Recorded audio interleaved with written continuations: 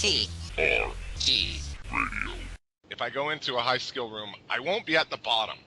I'll be near there, but I'll never be at the bottom, which feels nice. I can at least stand up to y'all pros still. Yeah, there's always a guy who has like a real crappy day, so that works out pretty well. So you're saying that's the reason I'm not at the bottom? Fuck you too. No, I mean, unless you like being second to worst tier, then all right, dude, you're second to worst tier, way to go.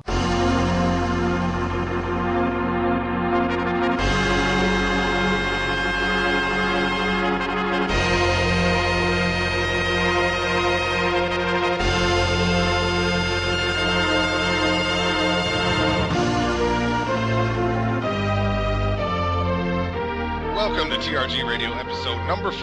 I am the voice and Dalton Brooks idolizer, Matt, joined as always by webmaster extraordinaire Carl. Hey guys, what's up? And the sexually unfrustrated and censorship's worst nightmare, Jeph with a PH. Hey yo. And that little introduction is a perfect segue into what we're going to talk about. First, real quick, before we do what's on the show today, Jeff's got a great article that he's written, but it's not going to be for everybody, and I'll let Jeph explain it a little bit.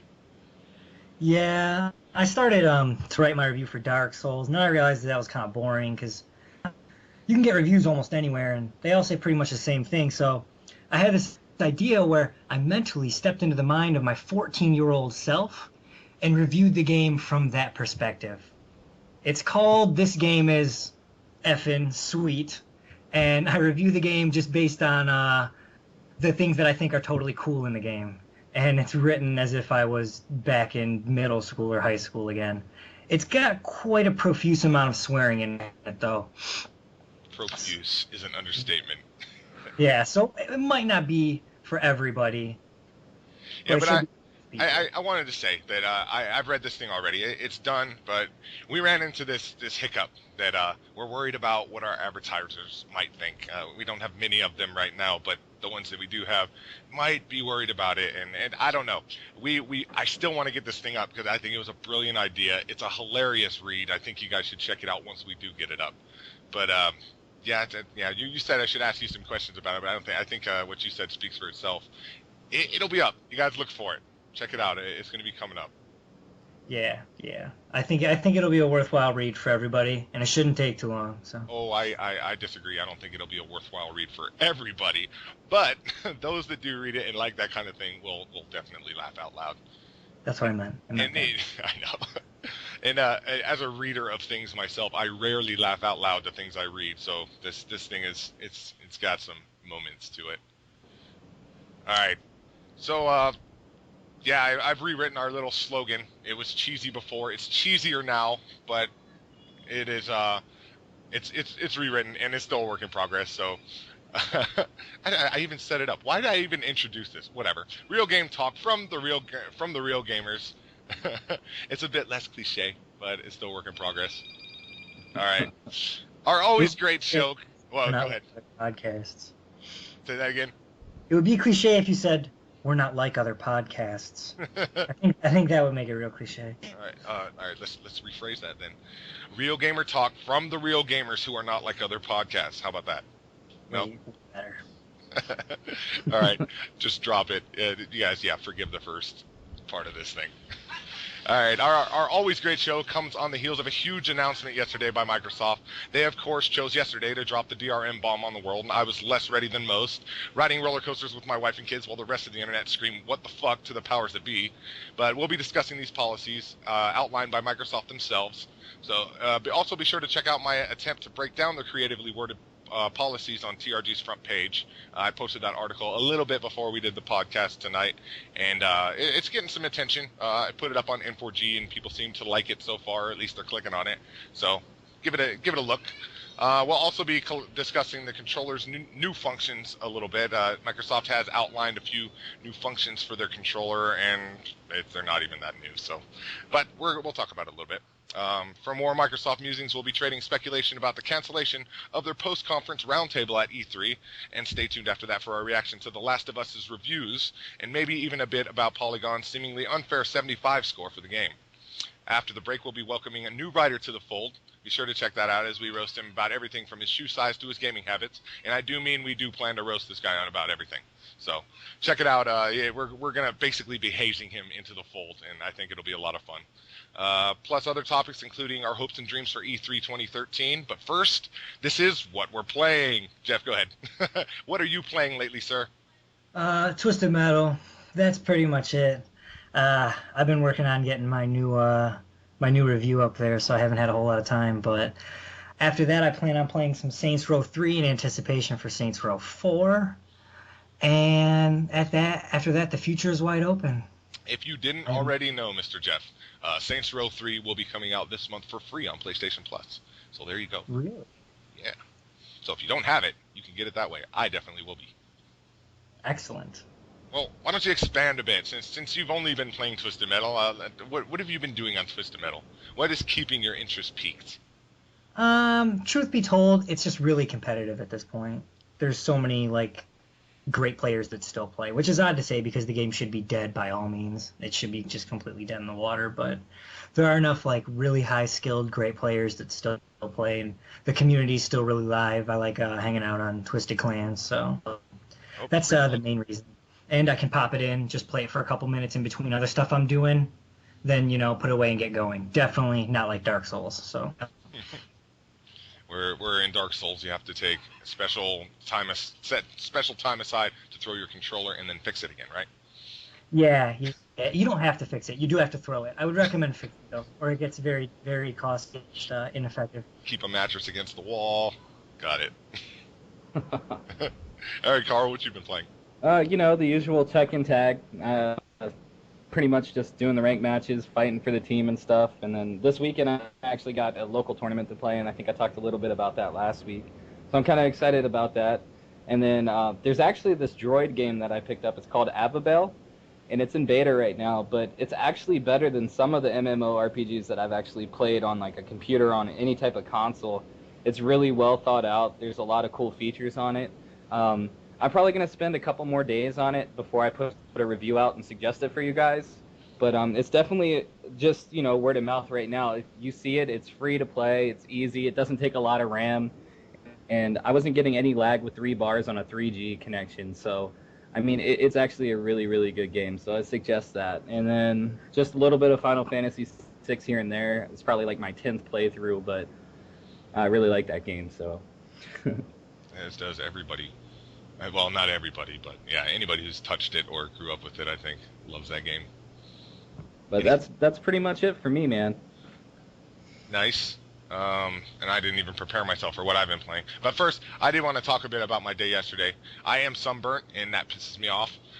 That's because I'm a white dude, and I am surrounded by non-white people in Southern California. So none of them get sunburned, but I do. I needed the day off yesterday, though, because yesterday I woke up and immediately got to work on a little bit of site stuff, but I managed to still bring my family to Knott's Berry Farm, and we had a good time, so it's nice. I've been doing a lot of site work lately, and although it doesn't necessarily show, it's there. Before I get into what I've been playing, I also want to give a shout out to JoShowRadio.com. That's JoShowRadio.com. They impromptu, I signed into Facebook, and I'll call him my old boss. He wasn't really my boss, but he was the host. He called me up. Well, he messaged me on Facebook, asked me if I would do the MMA podcast with them this past Wednesday, and I did. So check it out. My voice is on there. So if you like the way I sound, then I guess you can listen to me there too. But listen to us here first. The same time. That doesn't matter. Anyways. We're better. We're better. I agree. No, I disagree. I don't know what to say. Never mind. All right, so Brad, Nick, I was not worthy, and I still say Oberim should fight for the belt again. All right, I guess what I've been playing, once I finished Fuse, I played it some more. And I think that's a good nod to how good Fuse is. It's not a great game. I have to. Everybody's been asking me on PSN, all my PSN friends, not all of them, but a few of them have messaged me saying, "Hey, how's Fuse? How's Fuse?" Asking questions about it. And I tell them the same thing. It's not a great game, but it's surprisingly fun. It's just a good time. So I put it back in, did a couple of co-op extras, and I might try to platinum that thing at some time. It seems to be a pretty easy platinum, and I've given it the round, so that was a good pickup on our part, Carl. I appreciate it. Thank you for getting that one for me. Oh yeah, no problem. Yeah, and I guess, what else have I been really playing? I guess I played some Little Big Planet with the kids. Found some really cool user-made maps from 2013. Actually, just as recently as March, people are putting some awesome maps up. I mean, these people have clearly gotten really good at building those things, and it's been a lot of fun playing those little trinkets that they have uploaded to Little Big Planet. Especially since, I played it with my kids. I never got into Little Big Planet myself. I saw the genius in it, but it's just never really floated my boat, but definitely something that me and the kids can get into. After that, lately, and this pisses me off because I did not know Deus Ex Human Revolution was going to be coming for free on PlayStation Plus, yet it did, I believe, just this past Tuesday. I started playing it last week because I've been meaning since I bought the game in 2010 and just never got to it.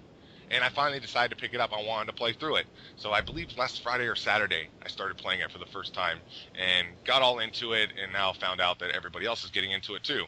I guess I still plan on maybe reviewing it just as a 3-year late look back review, but we'll see. It's a fun game. This thing's gonna score pretty decently. I may even do a review with the mindset that it's 2013 and this is a 2010 game, because games of a similar type you can see are so much better now than Deus Ex was, as far as features and things you can do in it go. But this one was definitely one of those precursors to what we're seeing now in these semi-open world type, not really sandbox. I mean, this one's got a plot and it's sort of linear with some side quests, but it's kind of an open world type game, and it's got a lot of things in it that you saw later on, so maybe it inspired those things.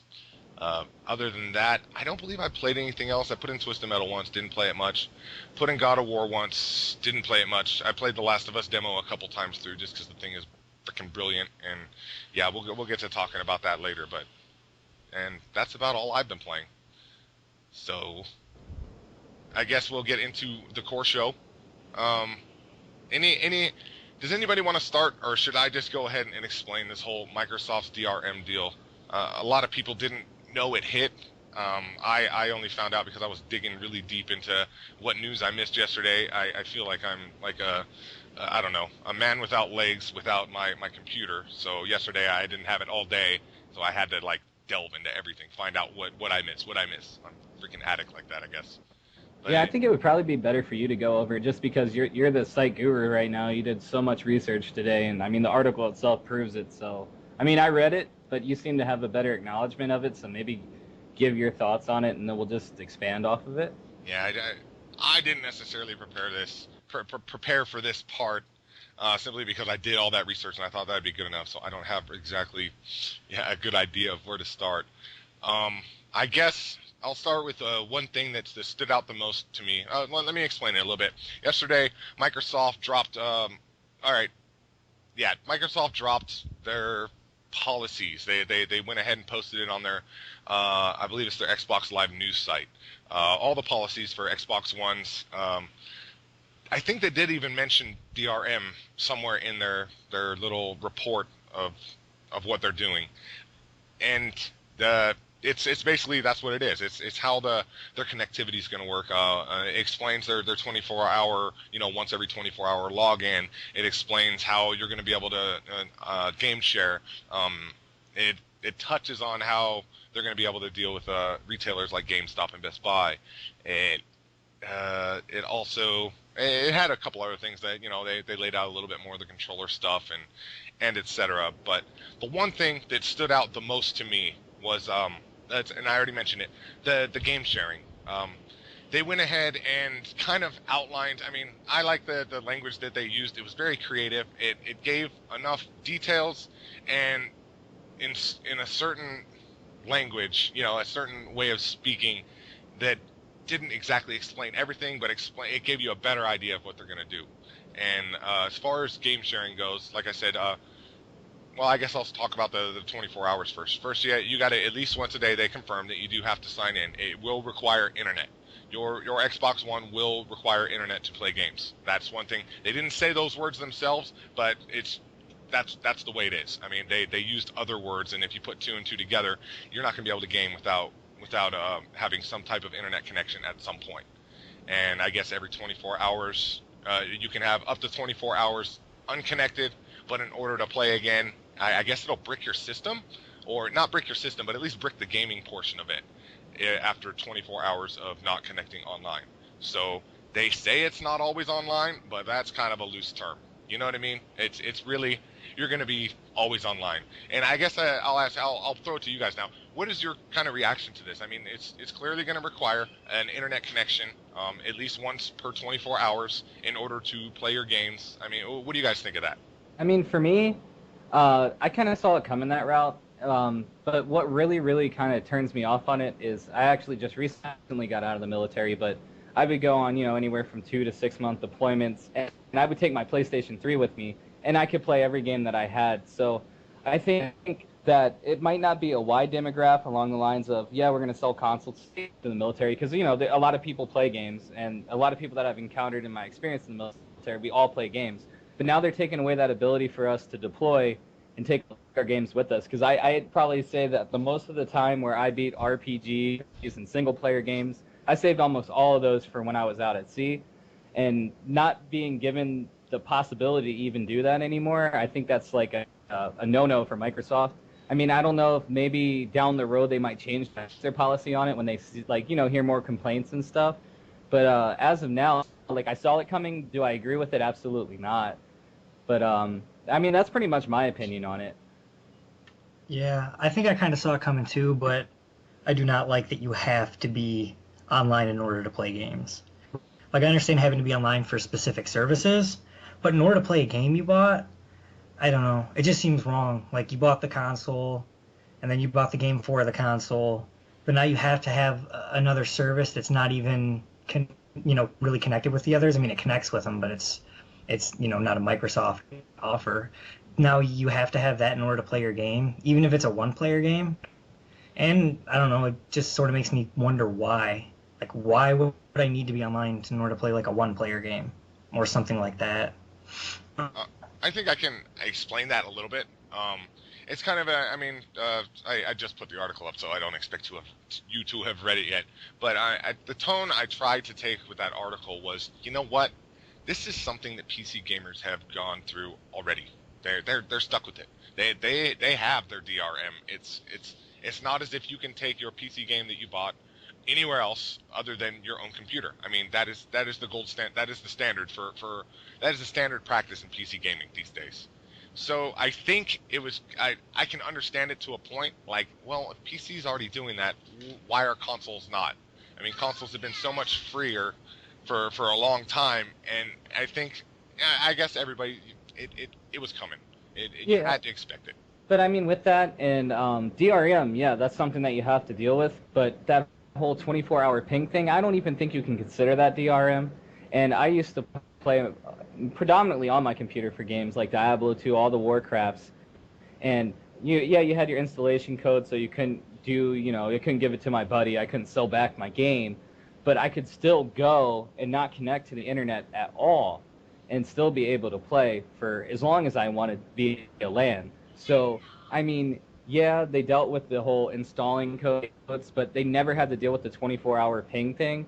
I mean, other than MMOs and even World of Warcraft, you had the ability to make your own server to play it on. I think recently it was actually a big deal to the PC gamers is when Diablo 3 required you to play online. Yeah, I think, and you know what? As I get more into this DRM stuff, I'll explain a little bit more later. But it seems like the reason they have to ping it is because of the game sharing, which I was going to get into next, anyways. The way they have this whole thing set up, which I think is a completely fair way of doing it, a way for you not to kind of exploit the ability to do free games, but still, have some kind of structure in place so that you don't, exploit free games all the time and just share it with whoever, and that now certain companies can take a cut of resales. So it makes sense to me that they do have to ping it for some of those reasons. I don't know, should I delve into that now, or do you guys have anything else to say about the 24-hour thing? I still really dislike it. Actually, doesn't Steam even have an offline mode? I believe I read that Steam has an offline mode to where you can play your Steam game. It's kind of sketchy with that. There was a guy that I was stationed with on my last ship, and he was a big Skyrim fanatic, and he got it through Steam. But I think the problem was with that is that he downloaded the game but didn't install it. So when he left, because he did it like the night before, we left like the day after Skyrim came out, he couldn't install and run the game because he didn't have an online connection, but he could download it. But I think after he downloaded it, and there's a way to go into the settings of it to allow you to play offline, but it's actually a pain in the ass to do. I don't know if they fixed it since then, but he had to do a lot of manual stuff, and it took him a while to figure it out. Yeah, this is secondhand knowledge, but I've heard, I'm pretty avid gaming podcast listener, and what I've heard other people who have Steam say is that there are some games you are able to play offline, but there's many more where you've got to either be online or prove that this game is yours by connecting to something. So I think that's how it works. I don't know. Nice. Pretty general. Yeah, I'm still I don't know. I'm still not a fan of it. I feel if you buy a game that's your item that you have now, and you should be able to do what you want with it. Like, I can let people borrow movies to play on their DVD players or Blu-ray players or whatever, and they can borrow my CDs to listen to them. I don't see what the issue is. It just seems like it's too much control for me. Yeah, and you know what? I think we all grew up that way. We were all able to do that, growing up, especially guys like my age. I'm a little bit older than you guys. When I was growing up, everybody had an SNES. We were lending games out left and right, borrowing games left and right, and that's just something that we did. We leave a game at a guy's house for 2 months, and he got to borrow it for 2 months. So in a way, that was a way of getting a 2-for-1 deal. I bought the game or they bought the game. We lent it to each other, and we're able to finish, complete the game or get as much out of it as we could, and it costed us nothing. Which I think, I don't know. I don't know why I keep going to their defense. You're right. When we go and purchase it, we should be able to do what we want with it. But I think a lot of this has to do with used games and GameStop.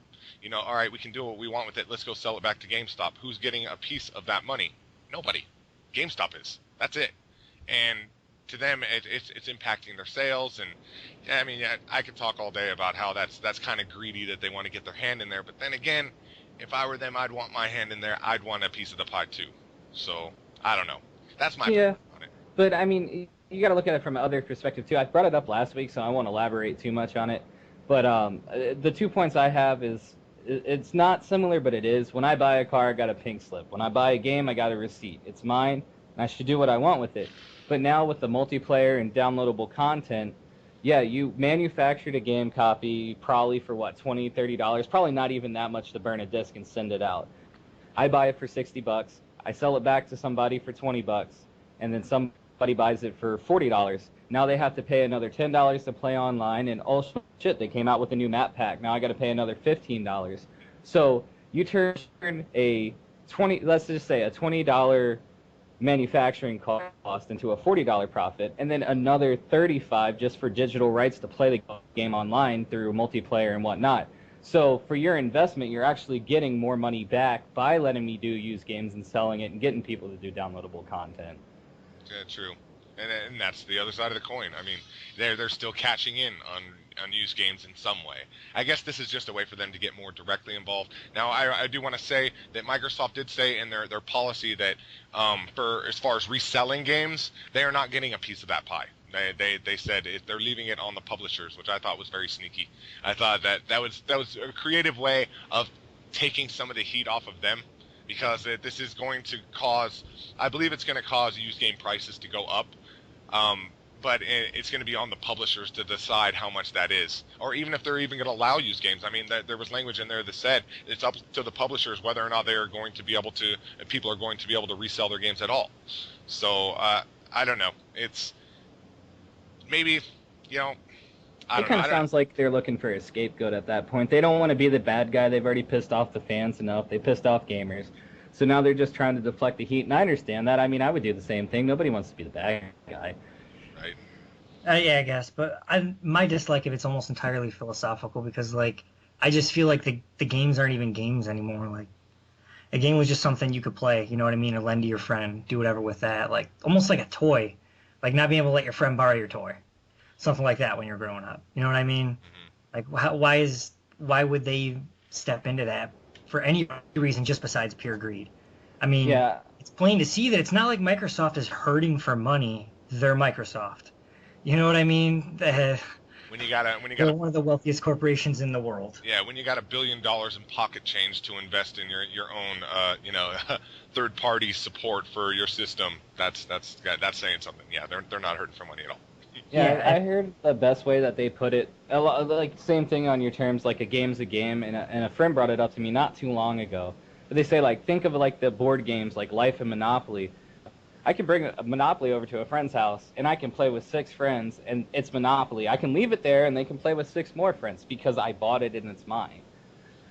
Yep. Yeah, and and I have to be honest, I hadn't even thought of this in those terms, and you're right. It's like games would be the only thing where they're really trying to monitor it that closely. I guess in a way, music does it too, at least with digital downloads and stuff. But I think this might be their answer to piracy. For that reason, because it's getting so much easier to to play a game that is 60 gigabytes or whatever. I don't know. I'm trying to think this thing too deeply, but I hadn't thought of that. Yeah, you can let anybody borrow any possession of yours. Well, I'm buying this game, now it's my possession, and I gotta pay for the right, or what's gonna happen? And yeah, and like another thing, like I wouldn't have played half of the games I've ever played if people didn't let me borrow them. And what if you don't, grow up with a ton of money and you can't do that? Like, it feels like there's going to be a big gap now between the people who can just afford to play games and the people who can't. And one of the cool things about consoles is compared to PC is you could just go out and buy a console and then get some games. And I can't tell you how many people when I worked at that game store would go out and they would buy a console and they would just go over to the used game rack and they'd come out with, 5 games that were cheap that they could play. They didn't need the newest, greatest experience. They just needed something that they could afford. And it seems like it's really hurting the way you look at video games. Like, why does it have to be such a controlled thing? Like, why should we even feel guilty about letting people borrow our stuff is almost a way that I look at it too. So that like, I'm really, really anti that, but... Well, one thing I can say, as this whole thing continues to unfold, because we're not done yet, we haven't heard from Sony. Sony's going to do something with the RM. I don't care. I don't care who you are. I don't know. I think we can all agree that... put it this way. If Sony doesn't do something similar to what Microsoft's doing, they're going to be the heroes of gaming. And I don't know that Microsoft would have announced this without already suspecting that Sony's up to something too. But True. Yeah, I don't know. As this whole thing unfolds a bit more, I think we'll start to get a better idea of what this means to the industry and stuff like that. But I mean, you guys bring up a great point. Like, it does now that I hear you guys talk, I'm kind of on your bandwagon a little bit. Well, not bandwagon, poor use of words, but you know what I mean. On your guys' side a little bit more, where it does seem a little bit unfair. I already had my mind trained in the, all right, I'm just going to accept it because this is what's happening. What's the point of fighting it type of deal? But maybe I should be a little bit more up in arms. I don't know. We'll see how this more unfolds. I guess moving on, I wanted to get to the game sharing part, which kind of explains a little bit more of this. And before I move on, I want to get back and say it's not necessarily guaranteed that you're going to have to pay for letting friends borrow games, but it certainly appears that way. They haven't really confirmed that one way or another, but the language they used in their little announcement yesterday sure seems to point to that. But we'll see when they finalize it or whatever. But as far as game sharing goes, I guess so. All right, you have to check in every 24 hours with your console. Now you want to take a game to a friend's house to play it. Well, that game is registered to your Xbox Live account. And that Xbox Live account is associated with your system. Your system. So, if you want to take your game elsewhere, I guess Xbox Live is going to know that, all right, this is not your game. You can log in to their system all you want, but your account is associated with your system. Now it's going to know you're on somebody else's system, and at that point you have to be online at least for an hour at a time. If you cannot take it offline for more than an hour, I suppose you can play it offline for an hour, but after that, once again, I think it bricks that whole portion of your games. So I guess I wanted you guys to, what do you guys think about that one?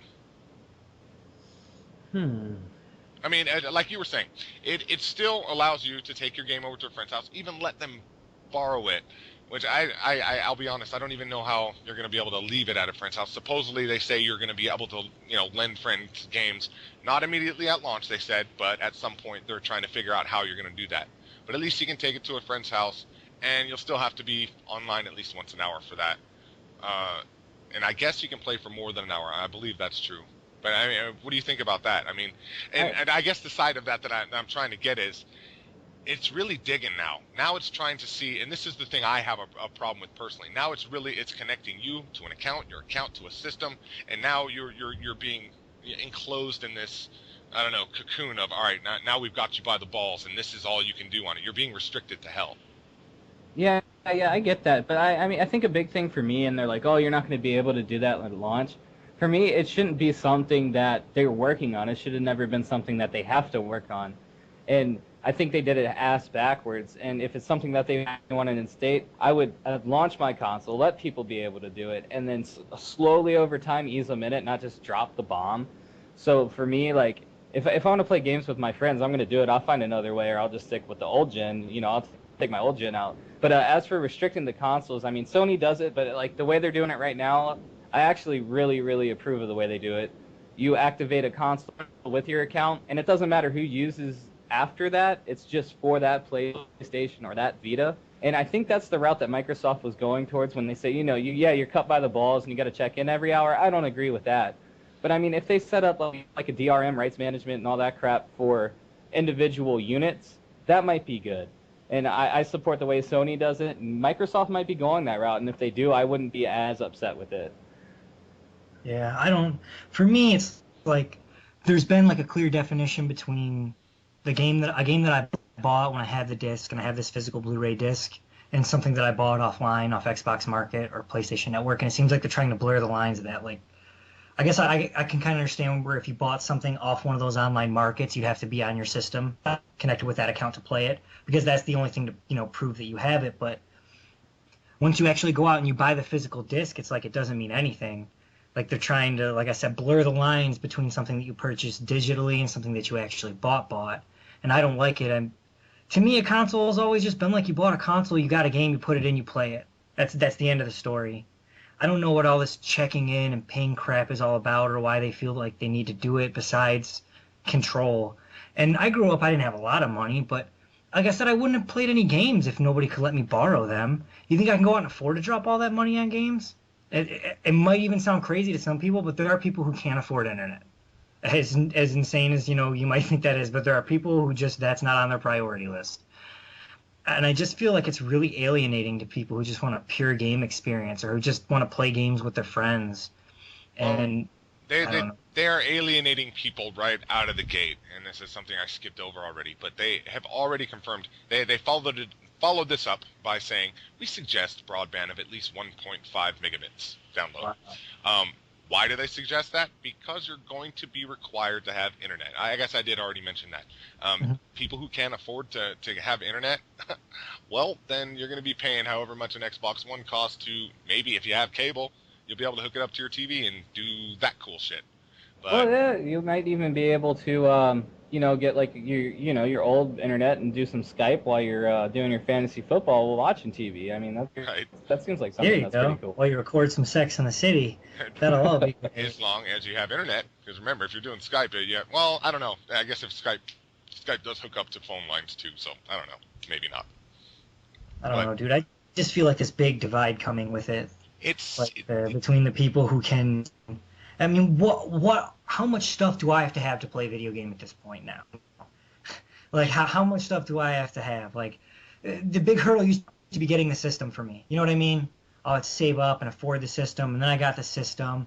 And then I could get the games how I wanted to get them. But now there's just this control and this lockdown, and just it's just really almost scary to me to see that sort of control over what you purchase and what you can play and what you can do. And the fact that you have to check in, like, it's not my mom. Like, why do I have to check in with you all the time? You're like, I bought something from you, and like that could very well be the end of our relationship with one another, Microsoft. If I feel that that's the way I want to go, it's just really weird to me. Like, almost a bigger divide between the haves and the have-nots. Like, you got to have an Xbox One, then you got to have the internet access, Then you have to be able to afford all the games you ever want to play, on your own. And I don't know. That's too much baggage coming with this to be able to Skype and fantasy football and all that crap all at one time while you're playing a game, to me. Yeah. Well, I don't know. And we still have to wait to say, I've already said this, but we have to see what Sony's going to do. I mean, they've got time to respond to this, I suppose. I don't know if they're going to talk about it at E3. I want to see what they're going to do because I don't know. Now you guys brought that other side to it. I was all of acceptance. You guys are kind of a little bit up in arms. Yeah, well, what if Sony comes out and says, we're not going to have any of this crap. It's going to be just like PS3. Go for it. Have a ball. I mean, I wonder what kind of gigantic leap in sales they would experience if they did something like that. I mean, at least for me, it would be paid in full pretty much as soon as they say that. If I can pre-order it, I own it. I'll just swipe my card already. Forget about it. But, yeah. I mean, I think they're going that route? I mean, possibly. But, I mean, like, they do have the DRM thing going already to a point with their digital downloads, but it's not like lockdown status like they are with Microsoft. If they keep to the system they are now, then I'm totally down with that, and I'll support them 100%. Yeah, I mean, I understand that piracy hurt the movie industry, but not to the point where you got to have internet to watch a Blu-ray. But you can still buy a Blu-ray or a DVD and share it with your friends. Like, this is really over the top to me. There shouldn't be this line between what I bought and my right to use what I bought. If I go out and I buy, some food, I should have the right to not eat it. I don't understand why they want to control how you use it. Or if I go out and I buy something, I should be able to give it to somebody else. Like, theoretically, you can't donate stuff like this. Not saying, most people who need donations probably wouldn't already have an Xbox One and need games for it. But theoretically, you know what I mean? You couldn't donate an Xbox One game. It's just odd to me. I don't like the amount of control. It's actually kind of scary to me from a certain perspective. I hope Sony doesn't do it. If Sony doesn't do it, then I'll be sort of with Carl where it'll almost be paid for. But I can't see, I don't know what will go through Microsoft's mind to think that they could get away with this if Sony wasn't going to do at least a little bit of something. Because just the press alone would just be so negative towards Microsoft, I feel. And you got to give I tip my hat to them for having the balls to do this now. However, that's a perfect segue. We could go on and on all day about the extra features. Those were just the main points I wanted to talk about. You can read my article. I have the actual, Microsoft's announcement page linked at the bottom of the article. So check it out if you want to see exactly what they had to say. I quoted it in my piece, but you can go ahead and check out their site too if you want to. There's a whole lot more in it, but those were the main ones. Those were the DRM related ones and the game sharing ones.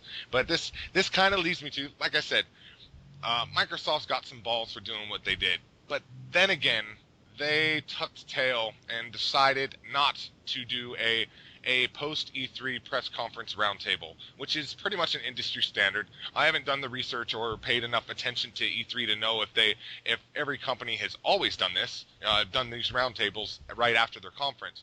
But to my understanding, this is always done. I mean, this is just a standard. This is a thing that is just done. You do your big ass press conference, you impress the hell out of people, and then the cameras go off, or sometimes they stay on, and you do a roundtable with their various executives sitting up on stage and answering questions from the press and whoever else is in attendance. And I guess Microsoft has decided not to do this. They announced that a couple days ago and then followed up with this. And I think this was the reason that they dropped out of that roundtable. Them having a big pair of balls to come out with this first, but not balls so big as to field questions about it. They're going to toss that one on Sony, is what it looks like they're doing. I mean, what do you guys think? Do you agree with that? I think it's more of, and they've already seen it as soon as they even launched the original console. All like the information about it when they first said, "Hey, this is the Xbox One. This is what we're gonna call it." They've been dealing with negativity since they, pretty much the gate opened up. So I mean, yeah, I think they're afraid of a lot of the questions they're gonna get, and I mean, through all the journalists and everybody that's going over there, I can consider probably about 80% of them are real gamers that'll probably be pretty enraged about the things that they're doing, unless they reveal something like, hey, this is why we're doing it, it actually makes sense.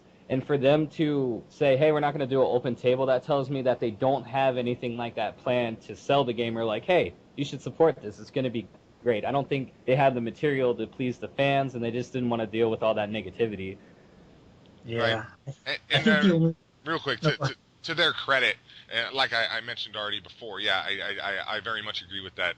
And it looks like they're kind of they're backing Sony into a corner because, like I said, I think Sony's going to do something similar to what they're doing, and now Sony's going to be the one answering these questions. So go ahead, Jeph. I think that the only way this could be really positive for them is if Sony does something really similar to them. Because if Sony wasn't going to touch on DRM as much as they were, then Microsoft's pretty much going to drop a bunch of shit bombs on people and then run away before the stink hits. And Sony's still going to be there talking about the PlayStation 4 and all its games. If Sony's going to do something really similar and then stick around for the press conference, that's the only way I could see it ending well for Microsoft. However, on that same note, there's still something to be said about damage control after what you say. I mean, at least that gives Sony a chance to, like, you know, here's the bad, but, like, let's take on the good. Whereas Microsoft's just going to drop, you know, their information with their spin on it and then bounce.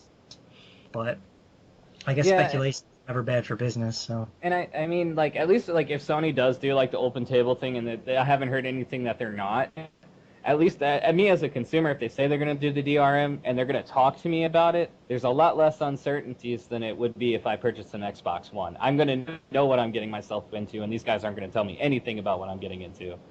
Yeah, like Microsoft basically defined the Xbox One as an almost non-gaming console, then laid all these restrictions out, then won't hang around to talk about any of it with anybody. Like, that's really iffy to me. I can't see Sony doing as much as Microsoft. Mostly because before I heard about this information, I couldn't even picture Microsoft doing this much control. But we'll have to see. Yeah, and I think it's worth noting that, like I said, I don't know. Maybe Microsoft are stupider than we think, because unless Sony is doing something very similar, that Microsoft has to know. Everything's pointing to the fact that Sony's got to be doing something similar, and Microsoft is just coming out of the gate and getting there, talking about it first, and like I said, maybe backing Sony into a corner so that they have to field the tough questions or whatever about, you know, a similar policy. If Sony is not doing something similar to what Microsoft is doing, it's looking really rough for Xbox One. I mean, if Sony can come out and say, yeah, we're not going to do any of this, like I kind of said before, God, that would kill them. I just don't see what they're thinking unless they've got to know something. I mean, I guess we'll find out next week, but they've got to know something. They couldn't be this dumb. I have something I talk about called the curse of the third console, where you have two decent or relatively successful consoles, and then the third console's about to come out, and you just shit the bed. It's just terrible. Like, you have the Sega Master System, the Sega Genesis, and that was all groovy, and then the Sega Saturn bombed. The Sega Saturn didn't do anything. Like, the PlayStation 1 was great, and the PlayStation 2, and they totally dominated, and the PlayStation 3 was just Ridge Racer. So I wonder if this is just their third console flop. You got the Xbox, and then you had the 360. I feel like maybe people just get way too brave after they have two consoles and are still afloat somehow. Yeah, you know what, and it definitely looks like that. I mean, I think there aren't too many people who would disagree with the claim that after PS2, the greatest selling console of all time, Sony got a little bit arrogant. And I think they took that with them, and of course it's been mentioned 1,000 times before, but Sony said, well, if you can't afford our system, get a second job. That's when they announced the PS3. And that showed a lot of arrogance, and I can't help but wonder if maybe Microsoft's like, all right, look at us, kicking ass, and they're going to grab some arrogance. And sometimes I wonder how they can be so arrogant when, let's be honest, PlayStation 3 was out for a year less than Xbox 360, and globally, they've sold the same amount. So that's the same amount of hardware sales, and Sony had a year less to do it in. So technically, Microsoft isn't even that great of a selling console unless you look at numbers in USA. But still, like I said, it looks like they might be getting just a little bit arrogant. I don't know. It's much for me. I mean, and who's it even? I mean, who are they targeting? Somebody who plays fantasy football also plays a ton of video games, but also needs to be on the internet all the time. Like, I don't know anybody that has all the hobbies rolled into one that this thing is sort of throwing at you. Oh, and then the Kinect on top of it or whatever. Yeah, good point. Like, it just seems like somebody sat down and was like, just let's get as ambitious as possible. You know what I mean? But I don't know. A wise Chinese man once said, if you chase two hares, you will catch neither. I feel like if you're going to make a gaming console, you make a gaming console. If you're going to make a fantasy football console, then don't. That's a terrible idea. But if you're going to make a gaming console, make a gaming console. If you're going to make something else, then make something else. This just seems like way too much coming at people. Who was the wise Chinese man that said that? I don't know. It was Liu Kang or Okay. or maybe it was maybe Bruce Lee. I can't remember, but he was wise and he was Chinese. I know that. It wasn't Jackie Chan though, because he's kind of stupid. Yeah, no, it wasn't Jackie Chan. No. You just called Jackie Chan stupid, and oh man. For the record, Jackie, I think you're awesome. So please don't drop kick me off a ladder or anything. I think you're great. That was Carl who said that. All right. I think we'll wind up that little talk. And once again, I mean, we could keep going on and on about this, and there's no point. We got E3 coming up. We'll have plenty of time to talk about the finer details when the finer details are combed through. So we'll get there. I guess. Yeah, you know what? I think we'll just change gears completely into our second big bit of news that happened this week. The embargo for Naughty Dog's The Last of Us was broken on, oh my god, I can't even remember what day. Was it Wednesday? Or Tuesday? I don't know. Anyway, sometime this week. And all the big outlets and we were even allowed to talk about it, but we didn't have a review copy, so we didn't have much to say. But we will have review copies someday. So everybody came out with their reviews, and as of right now, or at least a few hours ago, it has a Metacritic rating of 96, making it the highest Metacritic game since GTA 4, possibly surpassing Grand Theft Auto 4. They're still to be determined, I believe. I'll have to look more into that. But so with The Last of Us on its way, I know, Jeph, you have very little desire in these zombie games, but I'm gonna shoot it to you first. First, a quick reaction on what do you think of this game? That the words being used to describe this game are incredible, phenomenal, a masterpiece. I mean, you just hit thesource.com and you can just pretty much read the list under masterpiece, and there you go. That is what people are saying about it. What do you think about a game coming out that is just so universally praised? I don't know. I just don't care because it's about zombies. I guess theoretically the gameplay could be good. It could have some neat features or whatever to it, but at the end of the day, it won't be able to encapsulate me. And that's all I really care about. I play video games to escape the normal world that I'm in, so I mean, I won't hate on it because it could, very well be a fine game. It could be a very well done game. But at the same time, it's just a well done game that I've never had less desire to play a game that wasn't Halo. So that's just where I'm at with it. I guess I hope it fares well, because Naughty Dog, like I said, they know what they're doing. I'm a big fan of Naughty Dog, but yeah, I don't know. I had my fill with Resident Evil 4, so that's where I'm at on it. Will you give it a try? I would try it for you because I'm that good of a friend. I'm not gonna suggest you a game that you would absolutely hate, or at least you think you would. No.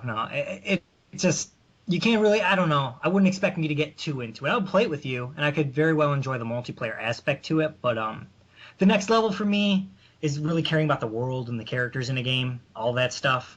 That's really where it's at for me. That's why I like so many RPGs and Final Fantasies and all those kinds of games. So, I mean, I could, just have a ton of fun because playing games with your friends is fun, but I probably wouldn't be reliable to do it all the time or anything. All right, Jeph, I'll get back to you. Carl, what do you think of this apparently the best game ever made coming out? I'm just, I don't know if I mean, how many games have come out in the course of since gaming's been out that's been the best game ever? I mean, and I'm pretty sure people have said all over the internet throughout the years, Call of Duty is the best game ever made. This Halo is the best Halo and the best game ever made. So, I mean, the meta rating, yeah, 95, that's great. So, I mean, looking at that, yes, that's a big deal to me. But what are they saying? Not a big deal. And I mean, I've seen shitty commercials on TV where they're like, IGN says that this gets a 9 out of 10, or GamePro says this is a 10 out of 10, and it's a crap game in my opinion. So I don't go off of the word of the mouth, but actually getting a high rating like that, which I guess is essentially the same. But I mean, if it's a record high and it's tied to GTA 4 and it's not even fully been processed yet, that's huge. Yeah, and you know what? That brings up something good. I don't normally follow Metacritic ratings either. I don't pay too much attention to them. Yeah, I'll check them out out of pure morbid curiosity. I'll see what it's all about, and I'll look at it and see what the different sites. It gives an aggregate and saying what the more popular sites, how they rated it, and from there I'll read some reviews and stuff. But generally, I don't pay a whole bunch of mind to Metacritic. But I think when a game gets this universally praised, it really deserves a second look. It really deserves you to go and maybe Metacritic doesn't hold weight unless it has these types of universal praise. So that's my position on that. And I was going to toss it back to Jeph. I should have just kept going with it. Oh no, I remember. So you said you might try it multiplayer.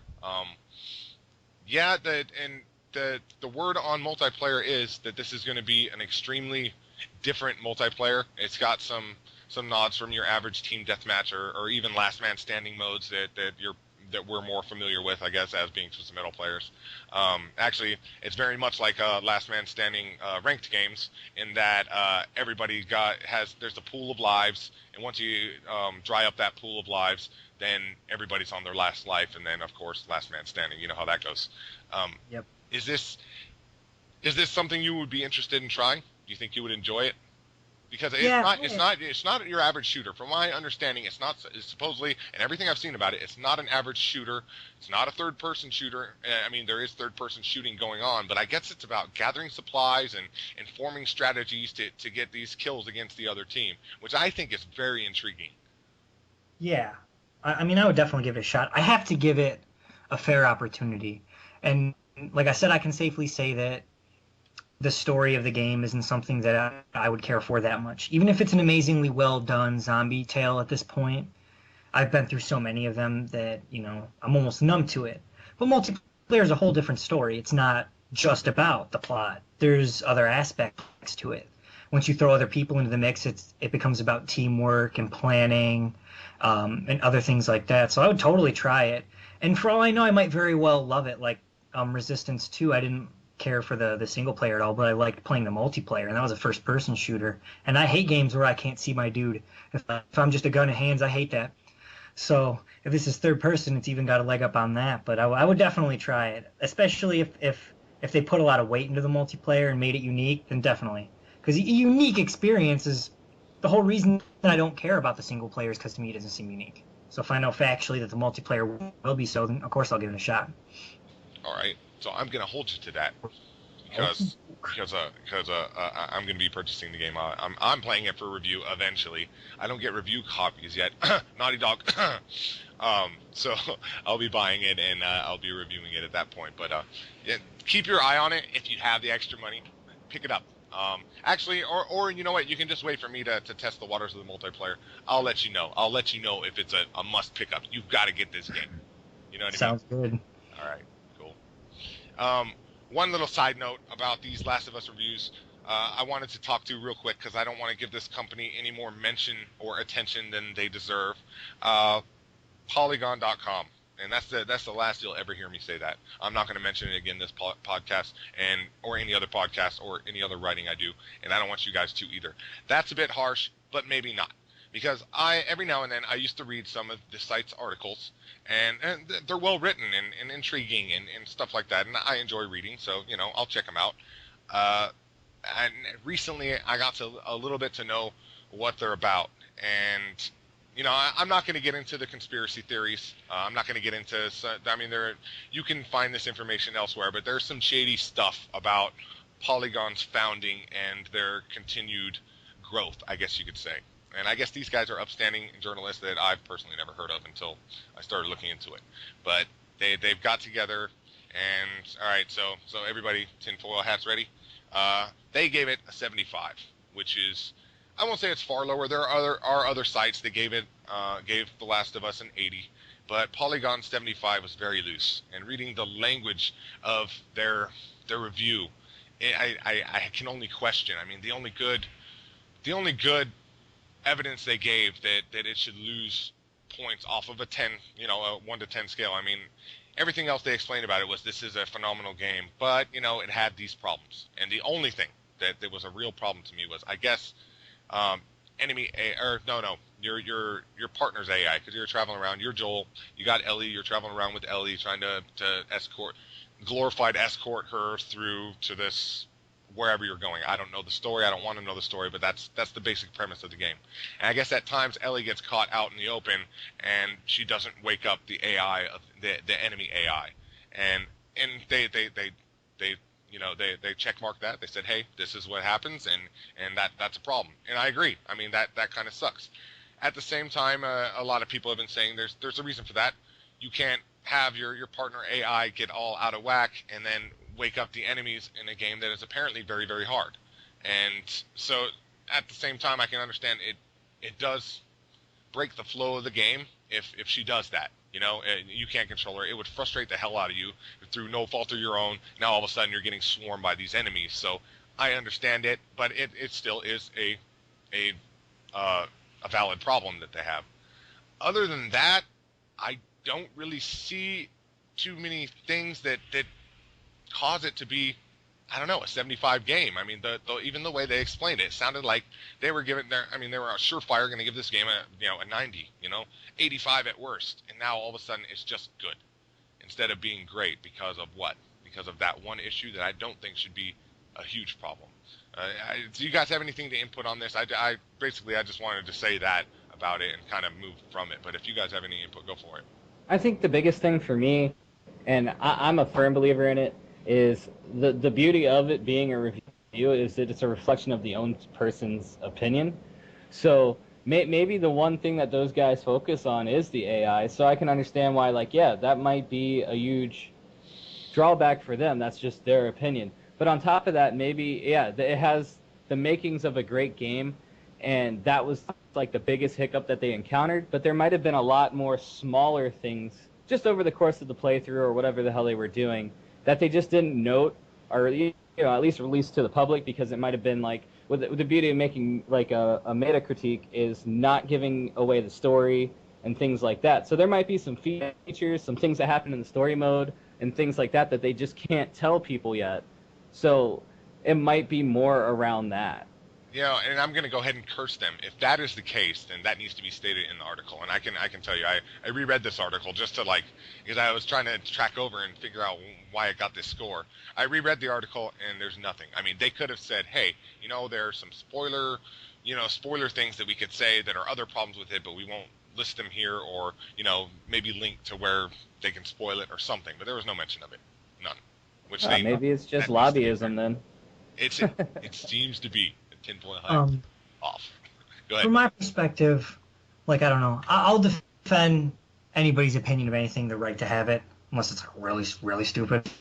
But, I mean, if it seems like the argument here is why didn't you give it a higher score? When it should be, when you review a game, what does it do to earn this score? It's almost like we go into the review with the expectation that it's going to have a 90 or a high score, and then we're offended that it doesn't get that. But instead of looking at what they bring up that's negative to give it that low of a score or whatever, maybe they just looked at what positives does it have to make it step up, because a C's 75 is a C. It's not bad. It's they're saying it's good.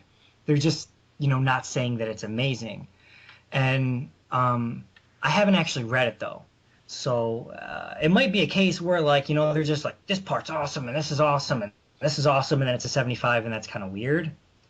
But from my eyes, to give something an A, to give something a 95, it's got to really, really stand out.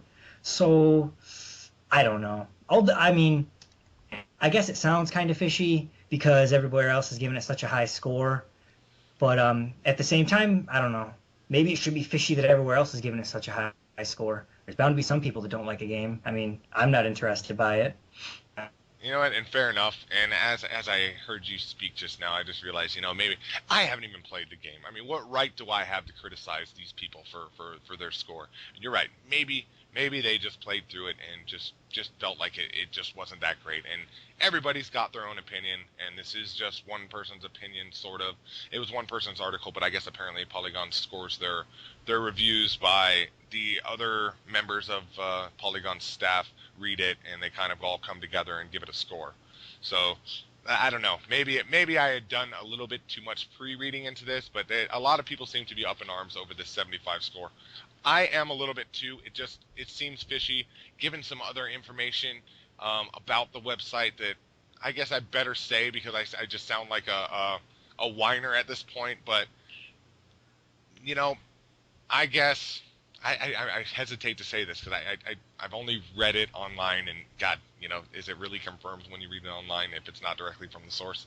I guess Polygon received $750,000 from Microsoft to fund their site in some way. Some people said it was to fund some documentary, which is a ridiculous amount of money for a simple online documentary. Other people said that it sounds more likely that they were given that money so that it would help them build their site. But still, think about the source. All right, look at this Last of Us review. I don't know. A lot of people threw their own, that's why I keep saying tinfoil hat. They threw their own tinfoil hat on. I might just be infected by all that talk, and I could be just completely off my own rocker. I don't know. All right. I guess that will do it for the first half of the show. Yeah. I just wanted to throw one thing out there. Go for it. So we did that little top 10 villain list the other day, our last podcast, and I got like 6 emails from people asking me why Sephiroth wasn't on the top 10 villain list. I just want to let you guys know that he's a bitch. He uses a longsword. That he's obviously compensating for something. He's a mama's boy, and he has that lame-ass hair that he probably uses Pert Plus on. That is why he's not on my top 10 list. You heard him, everybody. Pert Plus. Sorry. Sephiroth is in the top 10 villains. He should be. Anyways, break time.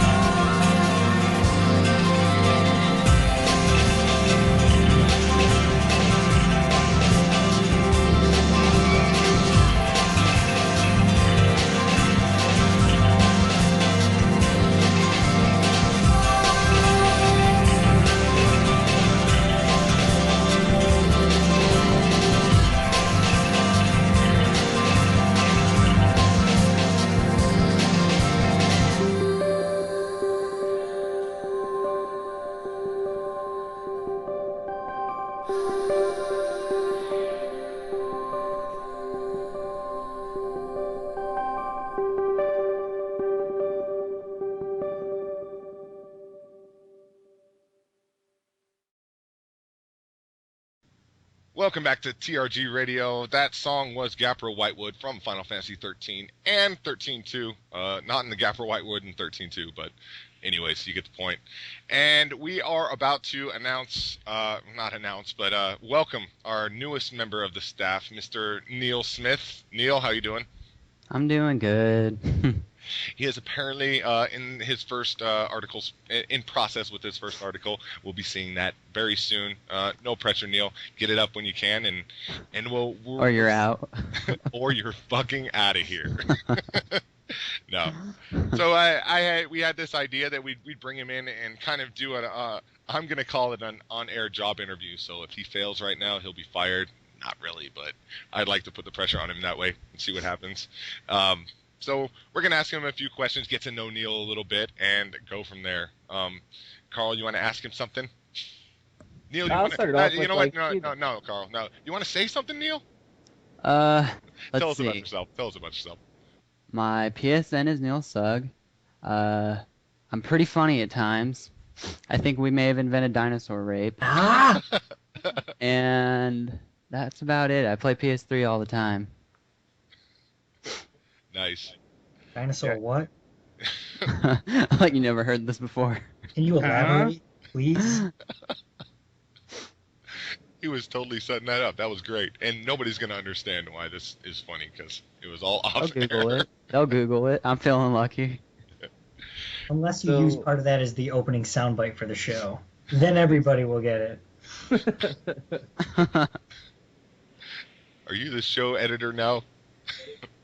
Who, me? No, I don't even know how to use a computer. I can't do that stuff. All right.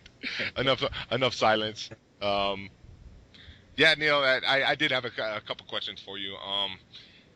Coming into write for TRG, what are your thoughts about us, real quick? Well, and you don't have to paint us in a positive light. That's not. oh, thank God. Damn, that was scary. But no, Yeah. so far, I mean, everybody's cool except for Carl. But I really like how it's going. I like the site. It's pretty nice. Honestly, like when he first told me, like I've heard people say they want to try and do stuff, gaming related, and be like, no, everyone's gonna like it. But you guys seem like you're actually trying to do it and legitimately do it, and not just like dip your hands in the water, if you know what I'm saying. You're just actually caring, so it's pretty cool. Yeah, I like to think we're trying hard, especially the last couple of weeks. All the freaking time I'm putting in. Hopefully it pays off at some point. I'm pretty sure it will, man. Honestly, it looks pretty nice. Like, in comparison, like, I could bring up 5 sites right now. Just look up Top Gamer HD XX Superstar, and I'm sure I'll find one. But only... Nice. And we've actually gotten to a place, and we're kind of proud of this, where if you type in the real gamers into Google, guess what comes up? That's been a long time coming. We're there. We're there. Pretty big I deal. think that's Pretty enough big deal, right folks. there. That's legit. Yeah. Because Google legitimizes everything. So does Wikipedia. Oh, shit, we need a Wicca. That's what you need. That might happen. I'll make it now. The real gamers for guys. All right, there's your first assignment. Done, buddy. We walked you right into that. How does it feel? Originate from Canada. Oh, yikes. Nothing makes sense on it. You saying Canadians don't make sense? I have an ancestry from Canada. Explains I'm a whole lot. Shut off. So what got you into gaming? Like, what was your, like... Yeah, everybody has that thing that, like, said, I'm going to be into games from now on. Like, for me, it was probably the second Legend of Zelda that came out, Adventures of Link for the NES. But, like, what was the game that was like, this is going to become a hobby of mine? Well, that's kind of weird. I used to play games all the time and suck at them until I decided, this isn't very much fun. But I had a Game Boy Color. And, originally, before I had some stupid consoles that no one really... Like, I didn't have any cool games because I was poor as shit. But, anyways, I got a Game Boy Color, and I played a game not many people played. And I absolutely love this game.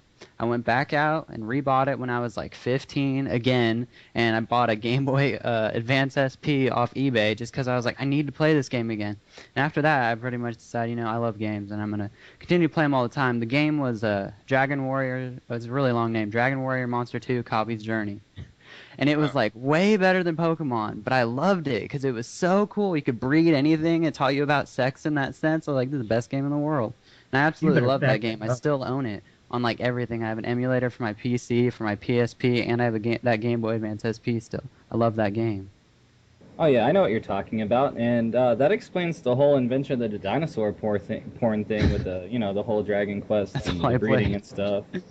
I love that game. Than Pokemon? Yes, it was. No one played it because when you breed in Pokemon, you always got one of the two that you bred. I didn't breed them. I just hunted them. Have you played this game? No, but I played Jade Cocoon, which I always thought was better than Pokemon, but...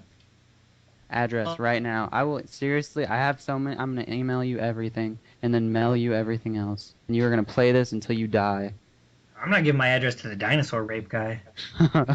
I'll send you some of the postcards from that too when I do it. Excellent. Got his digital camera ready. Some live action shots. My tripod. All right, we need to move on from that.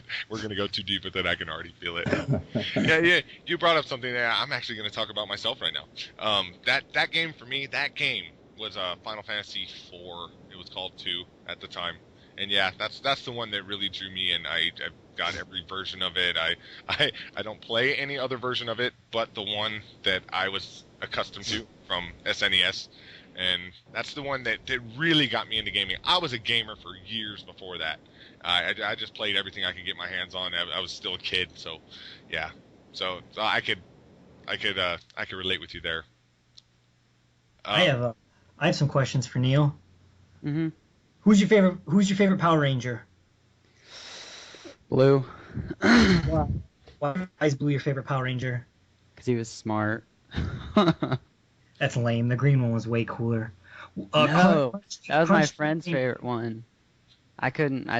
What one played the instrument? Was it green or white? I don't remember. I only remember the ass kickery. I don't remember no instrument playing. I'm like way too into this. You guys someone played an instrument? I'm like, you had a favorite Power Ranger? Which one was a Scorpio? I've been found out. Crunchy or creamy? Crunchy. Why? Because I've had sushi with like tempura on top, and it was amazing. I don't even know what that is. Oh. Okay. Okay. I guess he passes. He didn't say the Red Ranger, so that's all I really cared about. And if you too want to write for the Real Gamers, that is an example of a successful interview. So correct. That's all it takes. Our standards are super high, I know, but you too. It's all about Power Rangers and sandwich making. Right. And Dragon Warrior. Don't forget it. You know what? And you think another tangent. Dragon Warrior 1 was the first RPG I ever played. First one I ever touched. Fell in love with it. So, I don't know if it's anything like Dragon Warrior, whatever the hell the rest of that game. Like that game? It's I don't know. It's okay. That one was like you didn't have a map system, right? And you kind of just wandered around and talked to villagers and did it. That's it. It's kind of improved upon. But what you got was you had 3 monsters, and they all walked behind you like how Pikachu did in Yellow version. But these monsters, you could go to a breed thing, take 2 of them. Didn't matter as long as one was male and female. They could be different classes.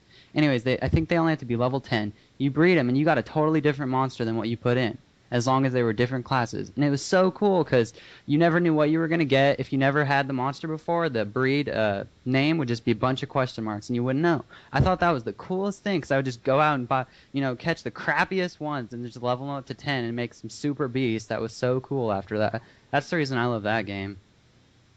Yeah, it sounds like you grinded very early on. How old were you at the time, if you don't mind me asking? Oh, God. Really? I don't know. Probably 7.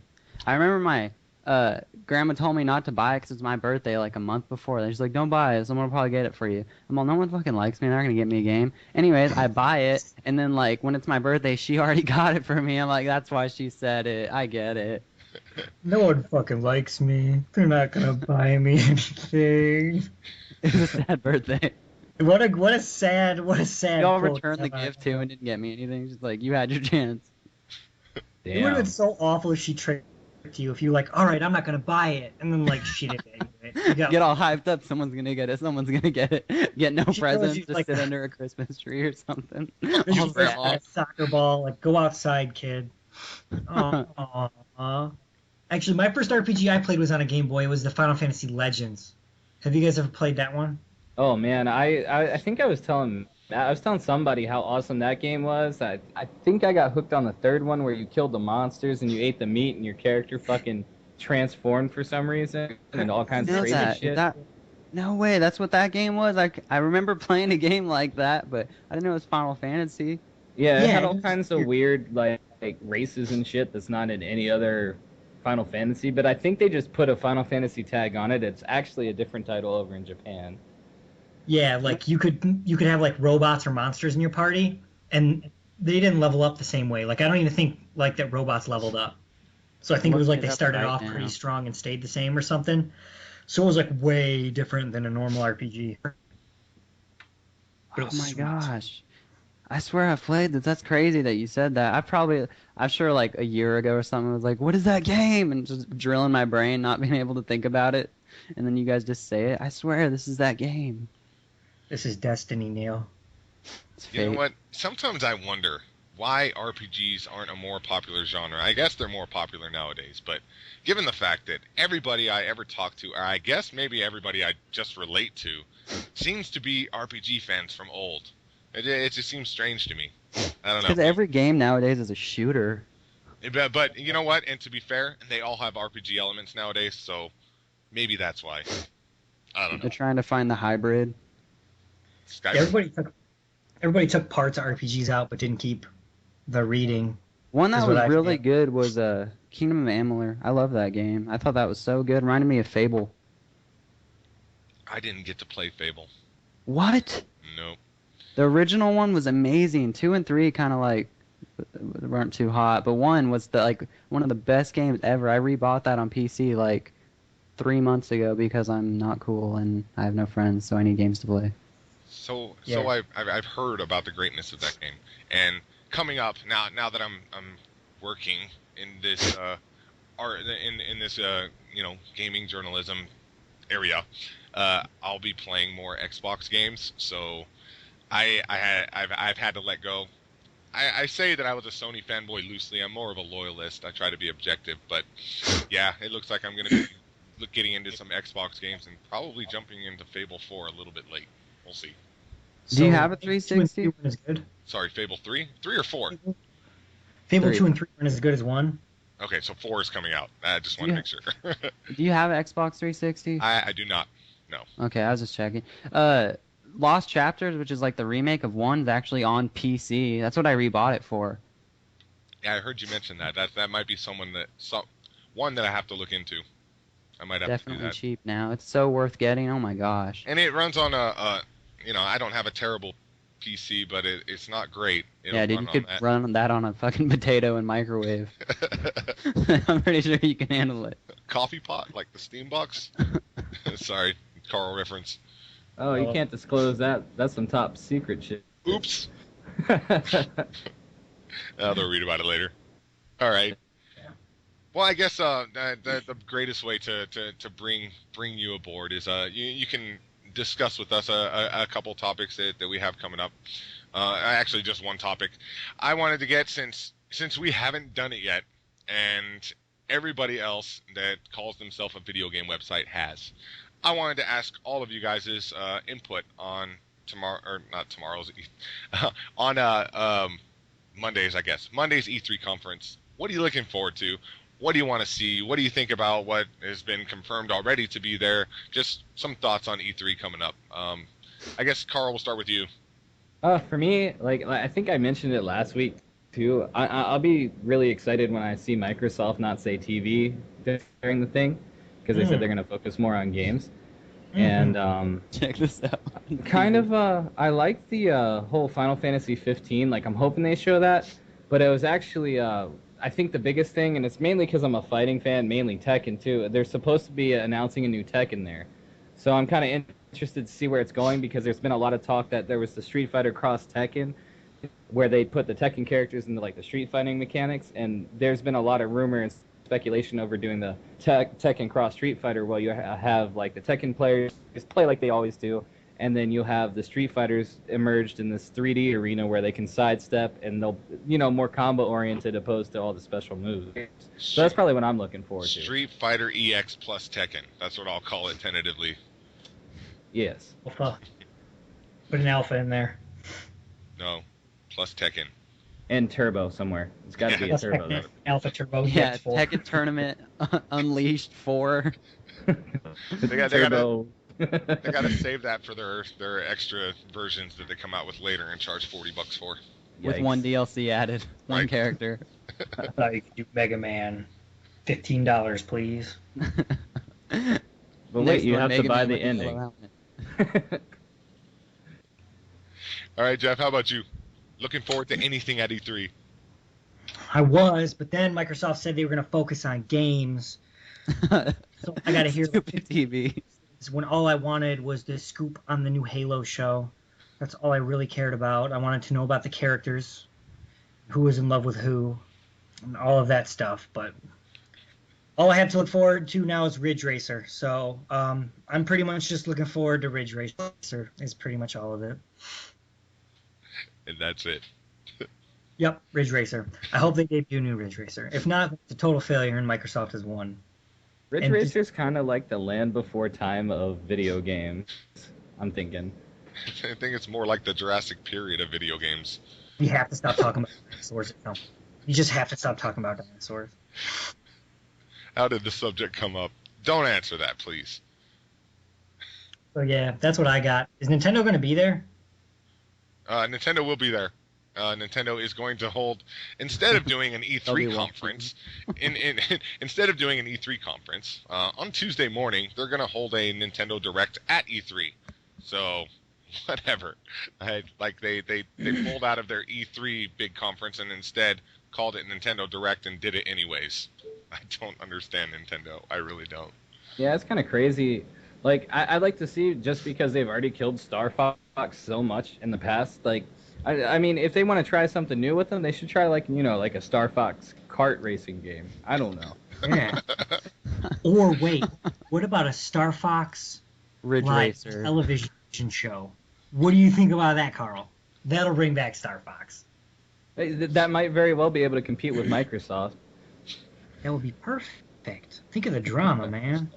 And you have to own a Wii U to watch it, so the ratings will obviously be through the roof. Oh, yeah. You can watch it on your Wii U and your iPad, nothing else. It has to be the newest iPad too, and when they make the next one, you can't use the previous anymore.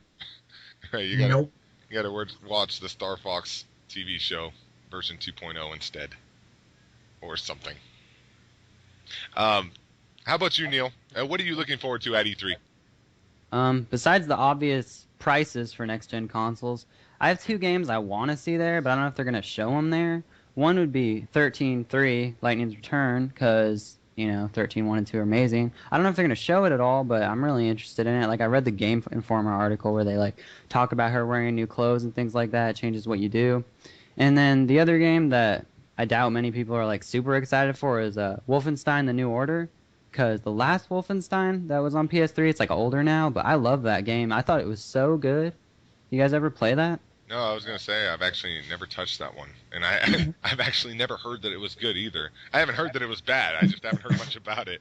Oh, the multiplayer was horrible. I mean, God, don't even pretend it's not there. Just completely ignore it. But other than that, I picked it up probably for the first time when it was $20 and already had gone down. But I enjoyed it a lot and had a lot of fun playing it. I mean, they did a lot of cool things that you don't really see, I guess, in first-person shooters, story mode-wise. They gave you special powers and you had to find collectibles and stuff that actually impacted your character. Collectibles, gave you new unlocks for guns and new, and even money was a collectible. There's a limited amount. That does sound interesting. I've actually heard of I've played a couple shooters that have, I don't know, the way you described it, have similar mechanics, but I like that twist to first-person shooters. I hate shooters, third-person or first-person, as a matter of fact. But if they have unique things, contained therein, I do enjoy them. So, I can't play like games that you don't somehow progress your character. Like I need leveling or attachments or something because like I hate to compare to it, but Resident Evil 6, you got your 3 skills that you really liked, and then you were done. Like I can't have a game that doesn't constantly give you more, because then it just loses replayability and I die out really fast. Yeah.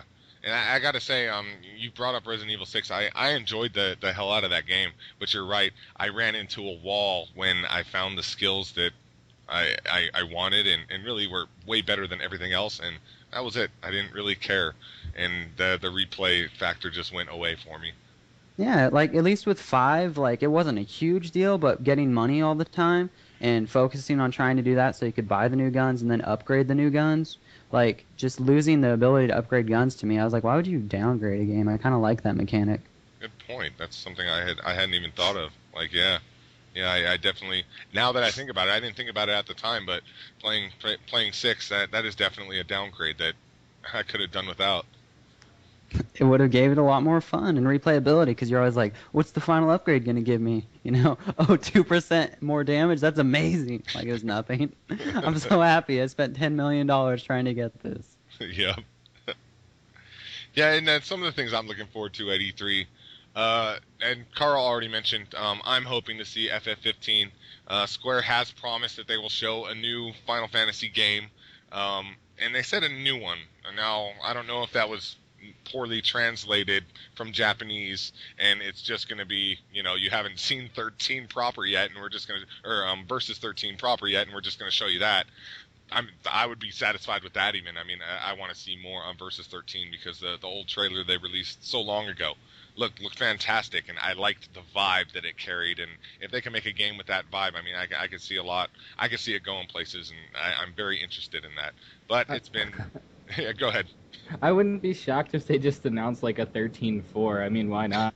They're already up to 3, right? I know we were going to stop, but nope. Well, what was it called? Somebody help me out here. Final Fantasy 12 and Final Fantasy Tactics were involved in the same world. What was it? Ivalice. Ivalice, yeah, but they also called it a certain series of games. And it bugs me that I can't remember this. It was, involved in the world of Ivalice. Maybe they didn't give it a name like Fabula Nova Crystallis for 13, but they were supposed to do a whole bunch of different games in the world of Ivalice, and they just never did. You know what always concerned me with that title, like whatever that fancy shit you just said? Since when did the Japanese learn Latin? Like, what's up with that? Yeah. Only America can learn Latin. I've actually had America. I've had a theory about that. What is basically the universal language that most languages come from? It's Latin. Even English comes from Latin. Well, so if you want to be technical and everything, it's just the Romance languages that are based off of Latin, which isn't over in their country or region. But yeah. That's why I'm concerned about it. It's where the fuck did they decide to throw that in there? Sorry to burst your bubble. I was just gonna say, well, you bursted my bubble, but that's my theory anyways, and I'm holding to it. And since Japanese is, way different than everything else, I figured they just went with the common denominator. Well, it's not even a common denominator because Japanese is not based on Latin, but you get my point. Something I'm not going to like, because you were talking about Final Fantasy. To me, like, I've been playing, 13 and 13-2 forever now, just replaying it and enjoying it. I'm going to hate seeing it end, for Lightning and Sarah all them, because right now, at least, not all the time, but Final Fantasy to me right now is those characters. Like, I'm going to really hate to see them go. I'm sorry. I can't agree with you there just because of how poorly 13-2 did justice to Saz and to Fang and Vanille. I mean, they were almost non-existent in that game. And while I agree with you, after 13-1, I was all about those characters. I fell in love with each and every one of them. I wanted to see what happened next. And then 13-2 came out, and it was Hope and Sarah and some dude named Noel, a little bit of Snow, and then Lightning was dead, but she was in Eternity or something. And it just, there was no progression there. And you missed the spoiler alert for Lightning. What? Spoiler alert for Lightning Dead. I didn't say the spoiler alert. I mean, no, my bad. Sorry. Spoiler alert. Rewind the podcast and pretend I put it earlier. Yeah, pretend I didn't say it. I said Lightning Schmed. What? Sephiroth was Lightning? That didn't happen. No worries there. But yeah, it's 13-2, and that's the one I liked 13.2 also. I didn't like it as much as 13.1.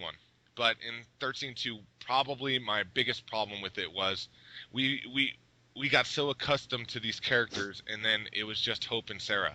And it's like, where are the rest of them? They're there, but they're not. And I had a huge problem with that. So in 13.3, I'm actually curious to see what's going to happen. All right, we know Lightning's back somehow. I just read that Snow's going to be a pimp. I mean, he's a mayor. I mean, well, he's both. I mean, if you guys haven't read it, that's literally what Snow's going to be. He's the mayor of a town that is some sort of sleazy fantasy land with prostitutes. So, did you see the crazy, like, they released a little bit of art from him? But, I mean, Snow looks like a straight-up boss now. He resembles, like, a super buff Caius, almost now, from what I saw. Well, I didn't pay that close attention to it. I know he got a haircut and is wearing nicer clothes. And then there's silence. Oh, yeah, I accidentally muted myself. But, I mean, anything's nice compared to being stuck in the woods, all burly and shit with rags on. I mean, I don't know. You could have probably went to, like, I don't know, a used clothing store and looked better. I don't know. Something they nailed, though, I think, with 13.2 is just certain small things like being able to replay chapters, being able to save a lot more often and when you actually want to. I think stuff like that, for me at least, was like really nice to have.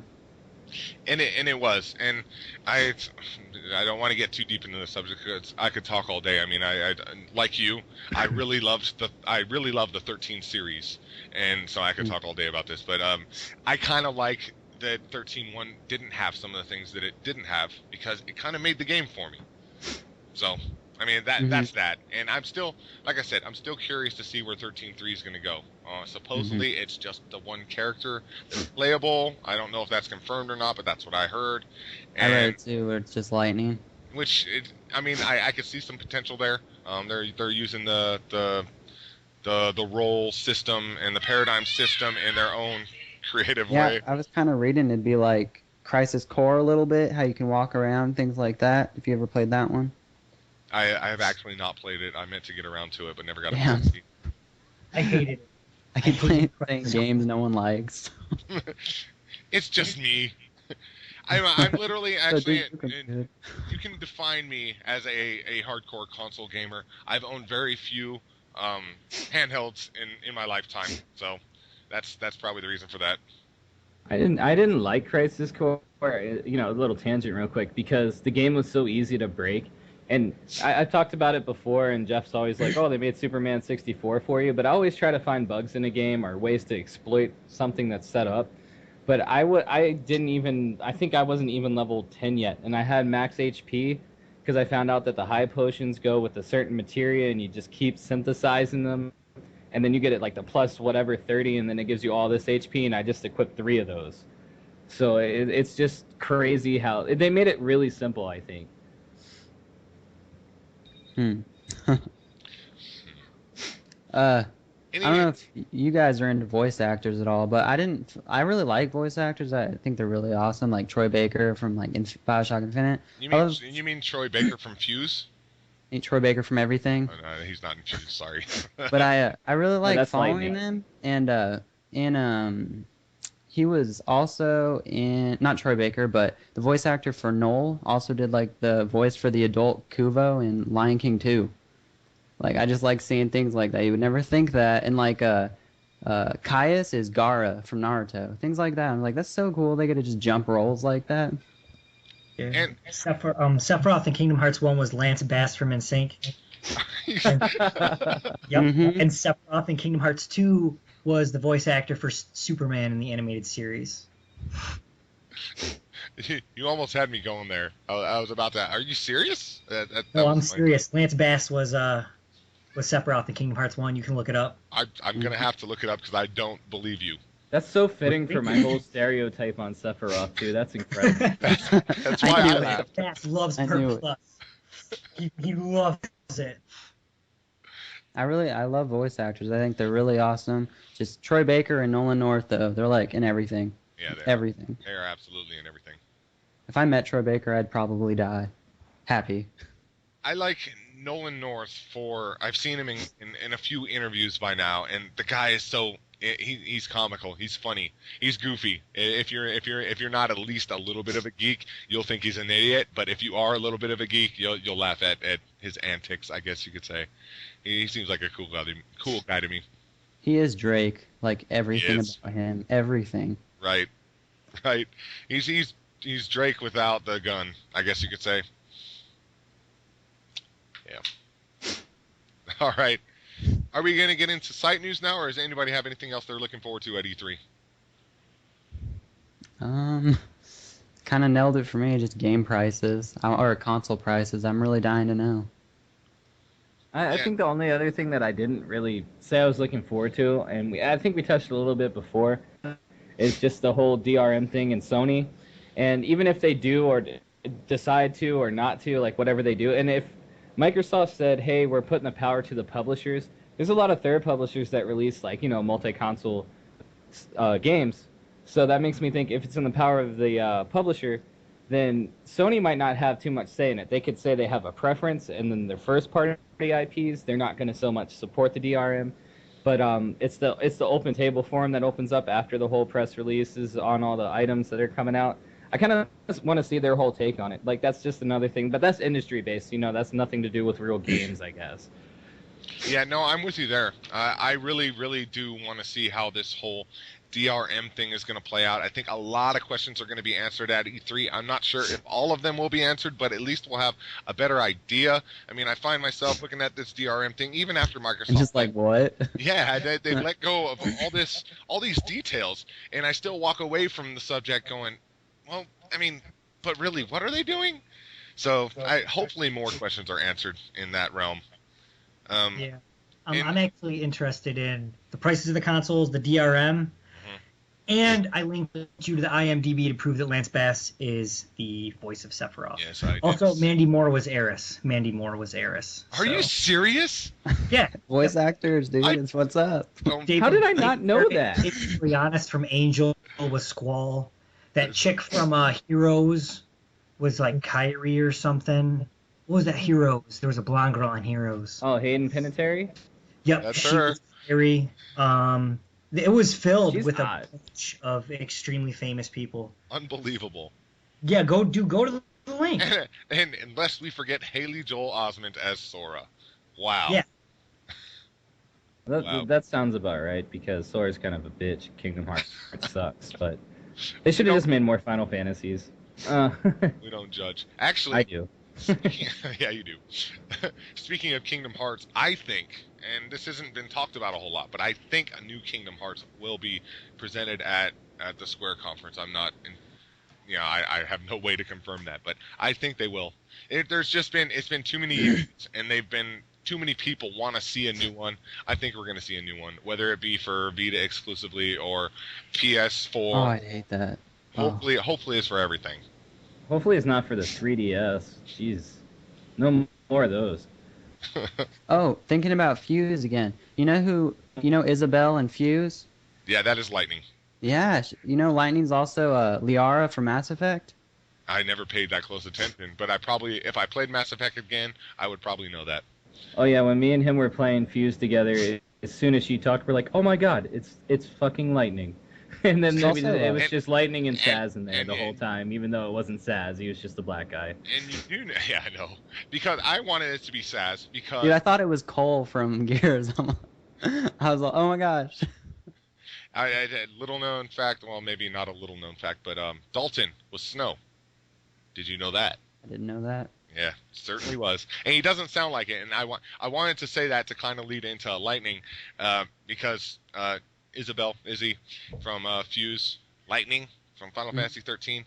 Yeah, I guess that voice actress doesn't know how to change her voice because it's the same voice. She always is the tough girl, and then Sam's the same. It's like Mark Wahlberg's acting.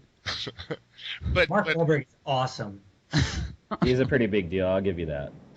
Oh yeah, dude. Have you ever seen the video for Good Vibrations? He bicep curls the bench press bar. That's no joke, all right? That's no joke. Mark Wahlberg is awesome. She does Karin, too, from Naruto. Ali Hillis that does Lightning. I follow voice actors. I don't know if that's cool in any way, but I think those people are just awesome. That's such a cool job. I mean, they just get to go to work and just basically they just talk all day and be somebody that everyone's gonna like later on. Yeah, it's like us, except they get paid. That's crazy. And they don't like me. Everybody else. Yes. All right. Where'd Matt go? Did I seriously unplug my mic? All right. Well, anyways, I'll edit Yeah, that you little. can cut that out. Yeah, I'm gonna do that. Please, that was like awkward. I was like, come on, Matt, do your hosting thing. And what's better is I'm going to not cut out this part where we're talking about it. All right. Did you guys hear that? They're all what? You guys hear those dinosaurs? Uh-oh. No. Dude, we need a soundbite for that.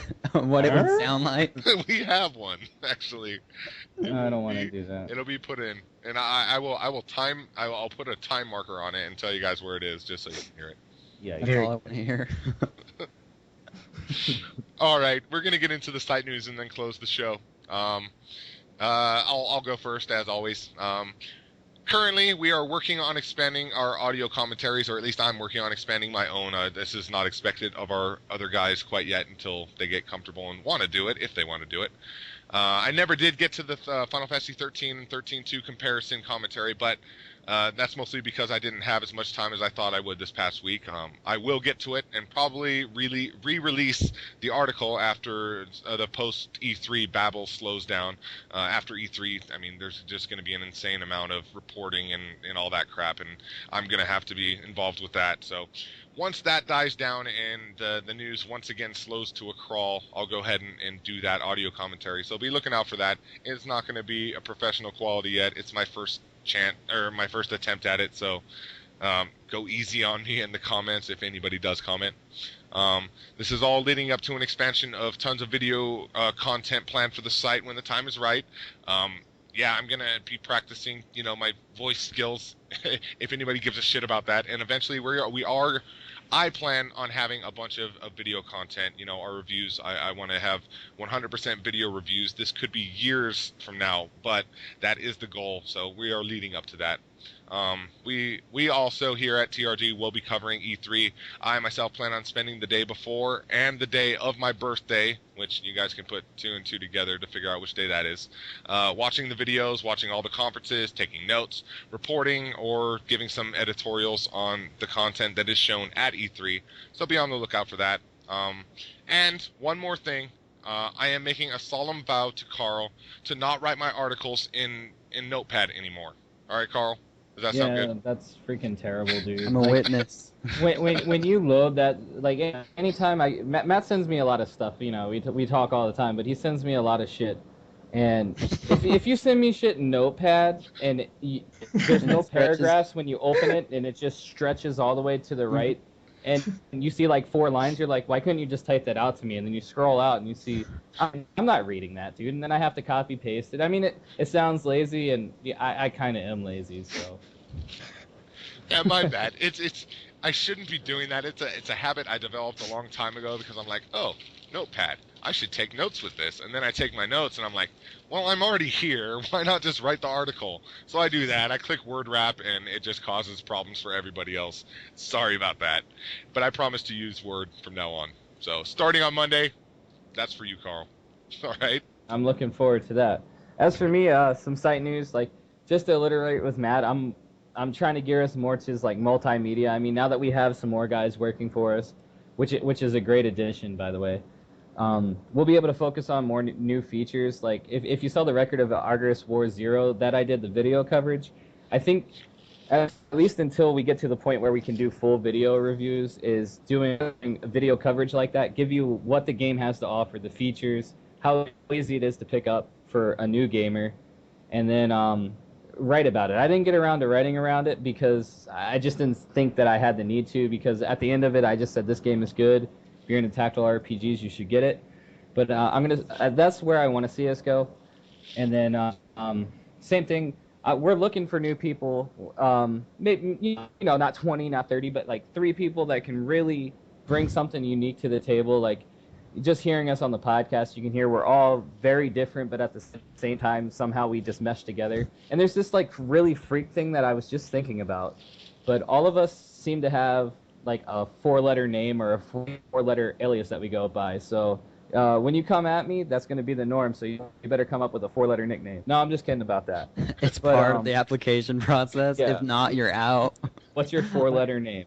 But no, seriously, if you want to do, if you're good with videos and you're just doing the YouTube thing and you want to be part of something bigger where you don't just have to do videos, if you want to write articles too and you're not stuck on the YouTube, hit us up. And then another new feature that I'm working on, but I haven't gotten too many replies back, is video game music cover of the week. Or right now it's looking like it's going to be bi-weekly. But I'm a YouTube fanatic, so if I find video game covers that really like either make the song better, which is really hard to do, or some people write lyrics to songs that don't have lyrics that are fantastic, I mean, you can hit us up on that and inquire about it, but you'll probably end up getting a message from me. So that's like some things that you got to look forward to in the next couple of months. Yeah, let me add something to that. Be on the lookout for well, obviously, Carl's gonna hit people up on YouTube and stuff, but we are at the ground level of this whole thing, and I don't just believe. I know that we're gonna grow from here. So whoever is listening to this podcast or reading our stuff, I mean, just be aware. We're gonna be around for a while. So if you want to come right for us, like you said, I mean, this is a really good starting point, and all you're gonna do is see us grow. So keep on the lookout for us. I guess that's all I really have to say about that. Anybody else have anything to add? Neil, Jeph, Carl, go ahead. Or yeah, before I have Carl take us out, go ahead. Closing moments, gents. I wish we could just like all hold hands and skip in the sunlight and have awesome music play with an explosion behind us. Like a Michael Bay movie almost. I'm gonna get my Dark Souls' fucking sweet review up. Again, it's not for everybody. I think it should be. I don't know. I think it's family friendly, but hey. So no, that's what I got coming up before I get on that Saints Row, and I'm gonna try to get a story or two from E3 also. That's what's on my plate coming up. All right, guys. Well, thanks for listening. Carl, take us out.